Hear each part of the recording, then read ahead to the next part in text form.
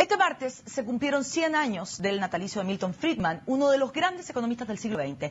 Premio Nobel, defensor del libre mercado e inspirador de los denominados Chicago Boys, la generación de economistas que en los 70 y los 80 sentó las bases de las políticas neoliberales que rigen a nuestro país. El único chileno que tuvo como tutor a Milton Friedman en una tesis es el académico del Instituto de Economía de la Universidad Católica, Rolf Lüders, que nos acompaña en CNN Chile para revisar más sobre la figura de Milton Friedman. Muchas gracias, Rolf Lüders, por acompañarnos.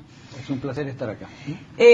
Milton Friedman sabemos que fue un economista, pero también fue un asesor político muy importante en su momento y que intentó siempre dar a conocer, ¿no es cierto?, el neoliberalismo. ¿Qué es para usted mucho más, un economista o un pensador social finalmente? Bueno, él tenía esas dos facetas, ¿verdad? Ahora, en realidad, como asesor fue solamente importante en una primera etapa durante el gobierno de Reagan. En general, él no se dedicaba a asesorar, pero lo que sí hacía es que se dedicaba, en parte, a difundir ideas generales sobre el sistema socioeconómico político que él creía, ¿verdad?, le convenía a las sociedades en general, ¿verdad?, no solamente a Estados Unidos, a los países en general. Ahora, yo diría que si tú me fuerzas y me exiges que yo opte por una de las dos facetas, yo diría que era más académico que comunicador, pero era un muy buen comunicador.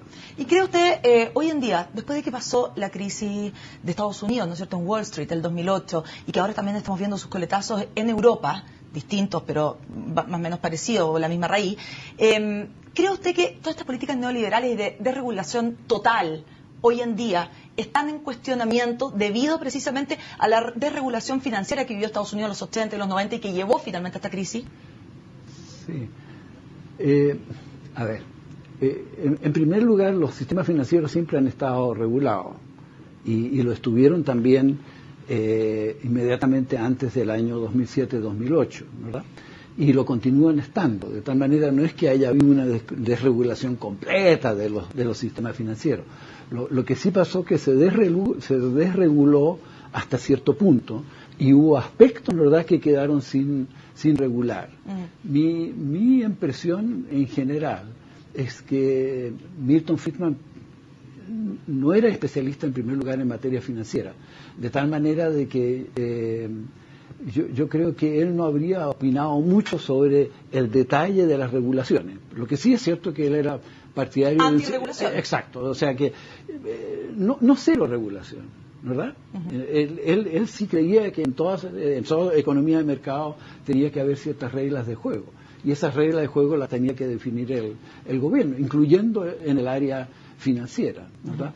Pero él no era especialista en materia financiera, él era especialista en materia monetaria, pero no en materia financiera. A ver, pero y si hablamos más de materia monetaria, lo que está pasando hoy día en Europa, para muchos, la gran solución sería que efectivamente el aparato, por ejemplo en España, el aparato estatal se achicara mucho más, que se vendieran activos del Estado, etcétera, sería también lo que hubiese recomendado probablemente Milton Friedman. Sin embargo, es muy difícil hacerlo hoy en día cuando hay una población o una situación social de personas exigiéndole también a su propio gobierno. ¿Cree usted que las políticas neoliberales que se implementaron en Chile hubiese sido posible implementarlas si no hubiésemos estado en dictadura y hubiéramos estado en democracia con la gente opinando? Bueno, nuevamente yo creo que hay una diferencia entre la situación europea y la situación chilena en el año 73, ¿verdad? En general, entre la situación de los países desarrollados y los países en desarrollo. Chile claramente era un país en desarrollo en el año 73. Y en general, los economistas, Friedman no se dedicaba a estudiar las economías en desarrollo. Él no fue nunca un economista interesado en los problemas de los países en desarrollo. Bueno, entonces, pero los economistas especialistas en problemas en desarrollo sí creían que el camino al desarrollo iba por economías con un cierto grado de proteccionismo, con un cierto grado de intervención estatal en los mercados, etcétera, etcétera. Y Friedman pensaba que no, que lo que convenía hacer era liberar los mercados en gran medida, ¿verdad? Y yo sí creo que en esos años no habría sido posible hacer los cambios que se hicieron si no se hubieran dado las condiciones que se dieron en el año 73, ¿verdad? Que entramos en una tremenda crisis y en que las personas estuvieron dispuestas a aceptar cualquier cosa que fuera distinta de lo que había fracasado y querían algo nuevo, ¿verdad? Y ahí fue cuando, bueno, perdón. Sí, bueno, yo creo, no sé hacia dónde va exactamente tu pregunta, pero lo que Friedman sí creía, que no era compatible una economía de mercado con una dictadura. Y que las economías de mercado, ¿verdad?, iban a ser exitosas, y eso iba a crear las condiciones para que las personas tuvieran libertad económica, libertad política, ¿verdad? Y iba a terminar eso en democracia. Esa era un poco la hipótesis de él. Sin embargo, creo que más o menos se confirmó en el caso chileno y en muchos respectos. Sin embargo, cuando más se implementaron las políticas neoliberales en Chile fue en los años 70, que luego se llegó también a la crisis del 82, donde efectivamente sí tuvo que entrar a intervenir el Estado. Sí tuvo que el Estado incluso con dineros públicos, entrar a rescatar a los bancos, etcétera. Esto también se da dentro del neoliberalismo. Sí. Lo que pasa es que hay que distinguir entre la situación de largo plazo y las situaciones coyunturales, ¿verdad? Entonces, el sistema económico liberal es el que sostenía Friedman, y yo comparto esa opinión, es el que lleva al desarrollo y al crecimiento. Y eso lo hace a mediano y largo plazo, ¿verdad?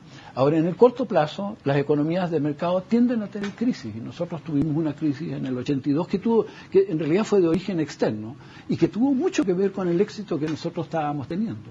El éxito que nosotros estábamos teniendo hizo que las personas y las empresas se endeudaran más allá de lo conveniente, y eso eventualmente... Bueno, pero ahí sí hubo que entrar, no solo intervenir y salvar a los bancos, sino que también poner políticas, por ejemplo, para fomentar las exportaciones no tradicionales del momento, etcétera. Bueno, eso es... Pero es cierto que en ese momento, porque me tocó hacerlo yo, ¿verdad? Nosotros intervenimos, pero nosotros intervenimos los bancos para salvar los bancos, no a los dueños de los bancos. ¿Está bien? Nosotros salvamos los bancos, no a los dueños de los bancos.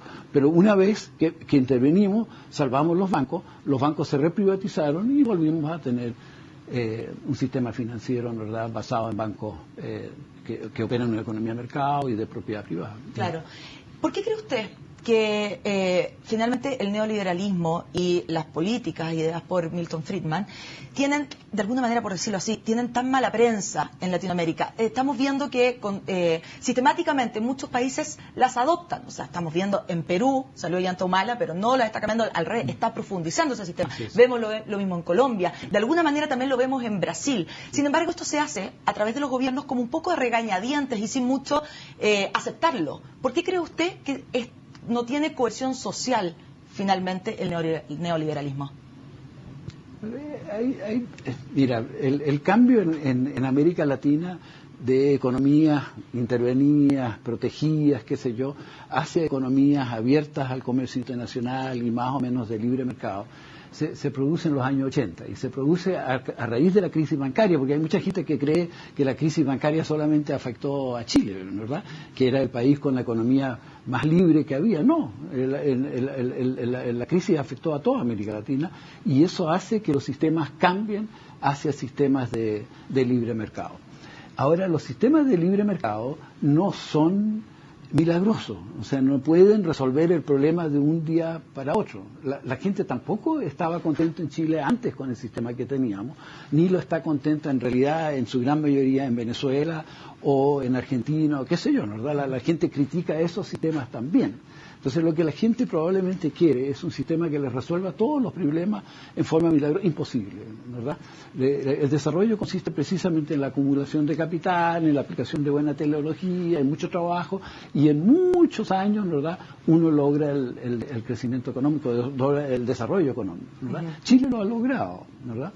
Ahora, uno de los problemas que tiene la economía en general es de que produce diferencias entre personas de bajo ingreso y personas de alto ingreso, y eso obviamente las personas de bajo ingreso, que tienden a ser la mayoría, tampoco les gusta, obvio, ¿verdad?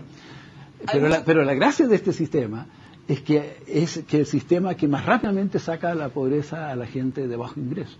¿Está bien? Entonces, a pesar de que hay diferencias de ingresos, ¿verdad?, es la pobreza la que disminuye más rápido que nunca, y el bienestar de todos. Sin embargo, en Chile llevamos al menos 30 años con este sistema, y la desigualdad en Chile es un tema todavía pendiente. Lo vamos a conversar después de esta pausa, ¿le parece? Vamos a una pausa y seguimos conversando con Rolf Lüder sobre Milton Friedman.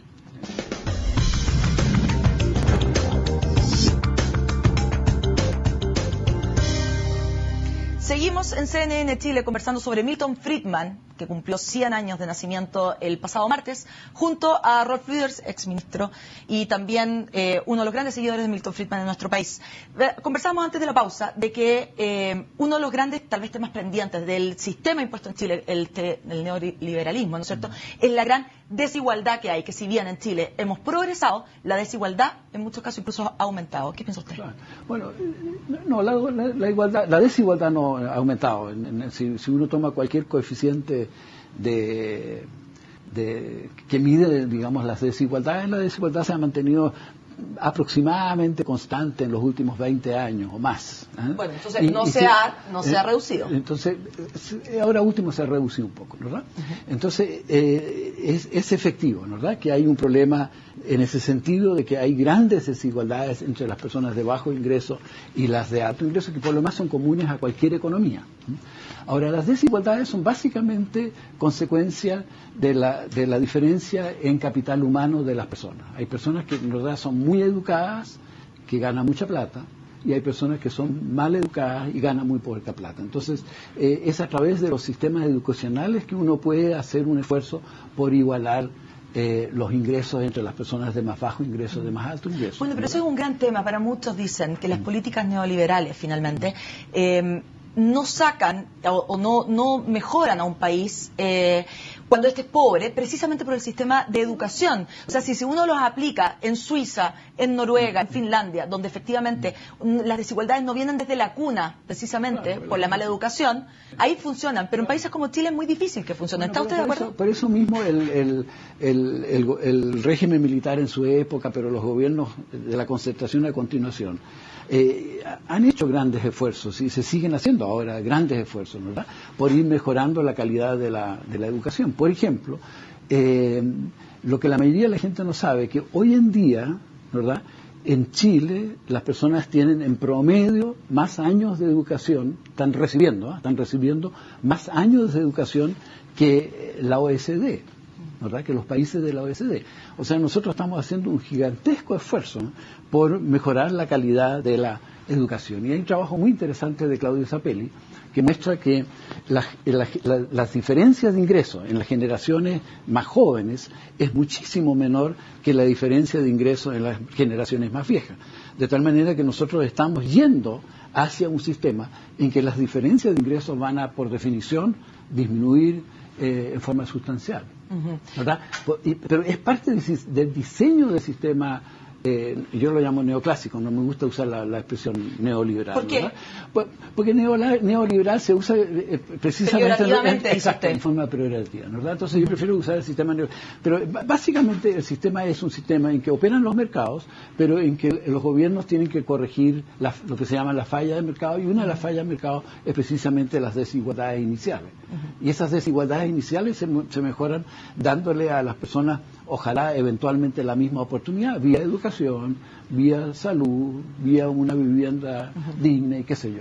Y nosotros somos un ejemplo en ese sentido en Chile, ¿verdad? ¿Y cuáles son para usted ahora los desafíos para la economía chilena en un momento en el cual las políticas económicas están en el constante escrutinio de la población debido a los avances de la tecnología, por lo que sea, pero que las políticas económicas ya no solo se debaten en un grupo, sino que hay que sociabilizarlas de alguna manera también? ¿Cuál cree usted que es el desafío? Yo pienso de que la mayoría de los chilenos se da cuenta de que el progreso en este país ha sido enorme, y ha sido enorme especialmente para las personas de más bajo ingreso. Nosotros tuvimos aquí niveles de pobreza del 50%. Hoy día los niveles de pobreza son de 14%. Se puede argumentar la medición, qué sé yo, pero estamos hablando de reducciones brutales en la pobreza. Uno cuando sale, digamos, y se da cuenta de la diferencia, ¿verdad?, que se ha producido no solamente en las personas más pobres, sino también en las clases medias. Entonces, este país ha progresado enormemente. Yo creo que la mayoría de la gente se da cuenta de eso.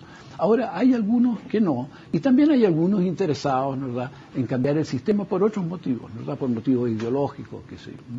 Pero yo tengo confianza en que la mayoría de la gente siente que este sistema es adecuado y que van a haber siempre cambios, porque uno necesariamente tiene que ir perfeccionando el sistema, pero no es que volvamos atrás, ¿no? Yo veo eso muy difícil en Chile en este momento. Para muchos estudiosos de Milton Friedman creen que él incurrió en una contradicción intelectual finalmente al promover tanto las libertades individuales y a la vez hacer caso omiso a ciertos países donde no habían libertades individuales, como por ejemplo Chile. ¿Cuál es su visión al respecto de que puede haber tenido Milton Friedman, pero también la suya respecto a los avances económicos, política neoclásica, les vamos a decir ya, y libertades individuales junto con dictadura? Lo que Friedman pensaba, ¿verdad?, era de que en la medida que hay progreso económico, las personas van a exigir libertad política también, de tal manera de que la libertad económica lleva a la libertad Podríamos política. Podríamos pensar que va a pasar eso en China,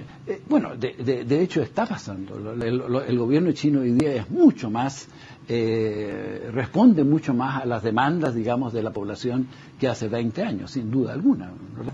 Y sí, la tesis de Friedman sería que de continuar en ese proceso de reformas liberalizadoras, China va a terminar en una democracia, ¿verdad?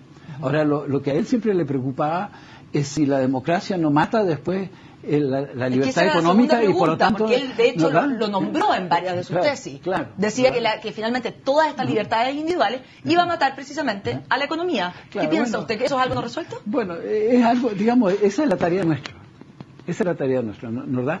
De hacerle ver a las personas que la libertad económica está muy asociada tanto al progreso económico como a la libertad política, ¿verdad? Entonces, ¿para qué? Para que la libertad política no mate la gallina que pone los huevos de oro, ¿verdad? Que es la libertad económica. Está bien, ¿verdad? Es la libertad económica la que a la larga te genera la libertad política. Sin libertad económica no hay libertad política. Pero para empezar con esta libertad económica se necesitaba, al menos en Chile, se necesitó una dictadura. Lo que pasa es que se dieron las condiciones en Chile. Mira, se dieron las condiciones en Chile, ¿te fijas? Pero no es condición absolutamente necesaria. Brasil a lo mejor es un ejemplo, ¿verdad? Brasil transita hacia una economía neoclásica o economía social de mercado, pon el nombre que tú quieras, por lo que observa en otras partes, ¿verdad? Y lo hace en democracia. Hasta cierto punto Perú también. Es cierto que Fujimori, ¿verdad? Uno puede dudar qué tipo de régimen, pero hasta cierto punto Perú lo hace imitando el caso chileno. Colombia es un muy buen caso. Colombia lo hace en democracia. Entonces, no es necesario que haya una dictadura. No, en absoluto. Lo que pasa es que se dieron las condiciones que había en Chile. Entonces, no sé si conoces la frase de Milton Friedman. Un periodista le pregunta a Milton Friedman, bueno, ¿por qué no me habla del milagro económico chileno? Y Milton Friedman dice, no hay milagro económico chileno. Lo que pasó en Chile pasó porque aplicaron las políticas correctas, ¿verdad? Y por eso Chile se desarrolló. El milagro es que los militares hayan optado por una economía de mercado, por una economía libre. ¿Te das cuenta? ¿Ya? Rolf, Milton Friedman estaba tan de acuerdo con la libertad que también estaba a favor de legalizar las drogas. Vamos a hablar de eso a la vuelta de comerciales. Vamos y volvemos. Sí.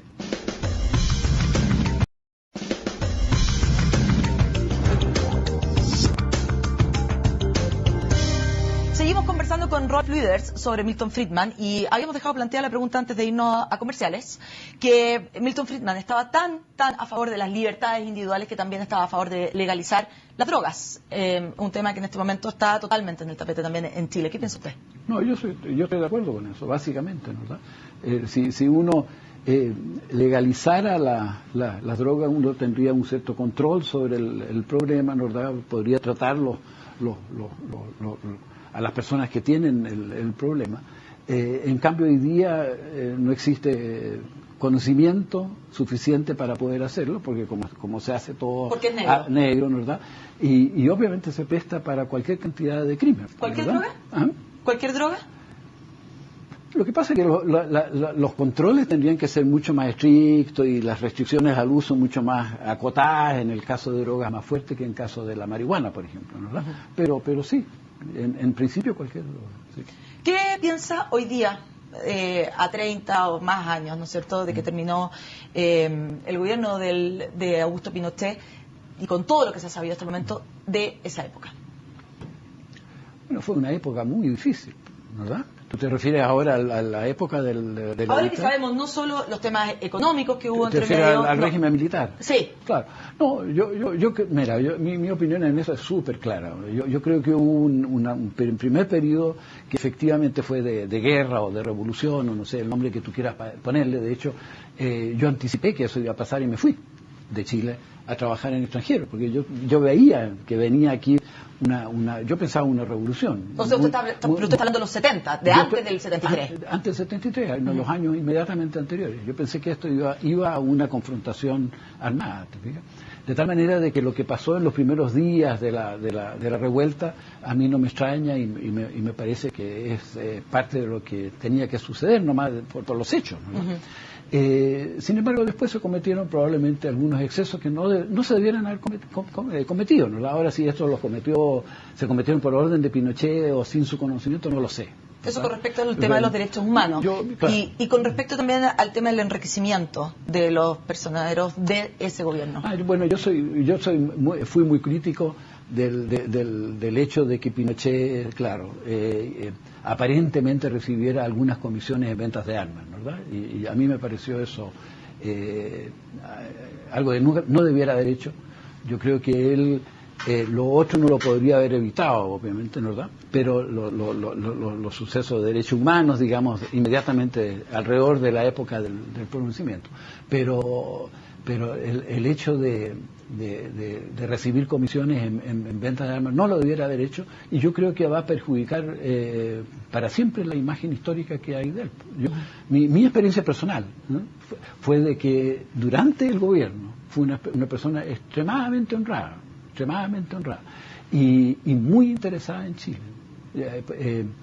De hecho, cuando él me nombra ministro y yo que conocía la situación financiera del país, le digo voy a tener que tomar unas medidas que son terribles, me dijo cualquier cosa, ¿verdad?, que es en interés del país, hágala. Y yo voy a recibir todo el peso, digamos, de las críticas. Yo tomo la responsabilidad, usted hágalo. Entonces yo me llevé muy buena impresión de él. En cambio después no, pues ahora lo que me dicen es de que a él lo que le interesaba era tener recursos para poder defenderse él y la gente asociada al régimen. Bueno, pero yo creo que aunque así fuera, no lo debiera haber hecho. Esa es mi opinión. Muy bien, Rolf Lüders, muchas gracias por haber conversado con nosotros sobre Milton Friedman y todo lo que la historia económica de Chile de las últimas décadas. Con esta entrevista terminamos esta media hora de noticias acá en CNN Chile. Como siempre, los invito a seguir junto a CNN Chile.